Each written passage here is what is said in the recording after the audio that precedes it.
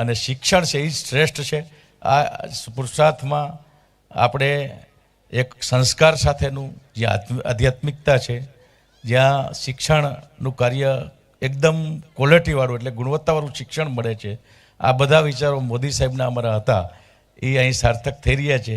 એની એક છેલ્લી વાત કરીને મારે પૂરું કરવું છે, કેમ કે જ્યારે મોદી સાહેબ મુખ્યમંત્રી હતા ત્યારે હું એના ભેગો મંત્રી હતો, ત્યારે એ કહેતા હતા કે ગર્ભમાં શિક્ષણ મળે એવું આપણી ઋષિ પરંપરાઓને બધું છે જ, તો હવે અત્યારે કેમ ન થાય. ત્યારે એને ગુજરાતમાં એક એવો નિર્ણય કર્યો હતો કે ચિલ્ડ્રન યુનિવર્સિટીની સ્થાપના કરી હતી. એ એના મનનો કરકરે સાહેબ જેમ કહેતા તે વિચાર હતો, પણ એ સાર્થક કોણ કરે. યુનિવર્સિટી શરૂ થાય ને આવું બધું થાય કેમ? બોલવું સહેલું છે પણ કરવું કેમ? તો એના માટે જે વીસી સાહેબની નિમણૂક કરી છે વાઇસ ચાન્સેલરની, એના મનમાં થતું હવે મારે શું કરવું. મોદી સાહેબે મને કહી તો દીધું કે આ યુનિવર્સિટી શરૂ કરી, સરકારે નિર્ણય લઈ લીધો, આયોજન કરી દીધું, બજેટ ફાળવી દીધું, બધું થઈ ગયું.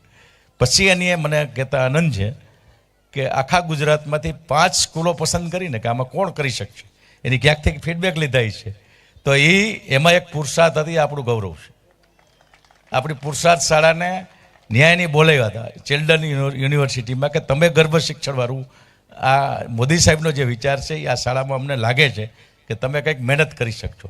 અને એ વાત જ્યારે મને ભીમસિંહભાઈએ કરી ત્યારે મેં આ જગ્યા પહેલાં ચિંતિત હતી કે આપણે વેરાળના કે ભાણવડ નહીં. મેં કીધું આ બાજુ ક્યાંક ગુમલી બરડો એટલામાં ક્યાંક મને કે ક્યાં છે જગ્યા, બે એક ટેકરો છે આમાં આગળમાં જતા હોય તો એવી જગ્યા ઉપર પસંદ કરો જો આવું કાર્ય કામ કરવું હોય. અહીંયા જે અલગ અલગ વિદ્યાર્થીઓ છે એનું કોઈ આપણે જોઈએ છે કે એને ફ્રીલી કોઈ વિષય નહીં, કંઈ બીજું નહીં, ત્રીજું નહીં, એની રીતે મોજ કરે છે. એના માતા પિતા પણ આવે છે, હું પણ ઘણીવાર મળું છું. તો એવી રીતે કંઈક નવું થાય જે થઈ રહ્યું છે એ કરવા માટે મેં એને કીધું હતું કે આ બાજુની જગ્યા પસંદ કરજો. એ મને એક કહેવા માટેનું આંગળી ચીંધવાનું પુણ્ય હતું. તો આજે મને આનંદ છે કે આવું સરસ રીતે જે શરૂઆત હતી એ ધીમે ધીમે ધીમે ધીમે જે એક બીજ વાવ્યું હોય એ હજી આજે છોડ થયો છે, પણ આવનારા દિવસોમાં આ સંસ્થા વટવૃક્ષ બનશે એવી મને 100% વિશ્વાસ છે. અસ્તુ. જય શ્રી રામ, જય જય ગરવી ગુજરાત.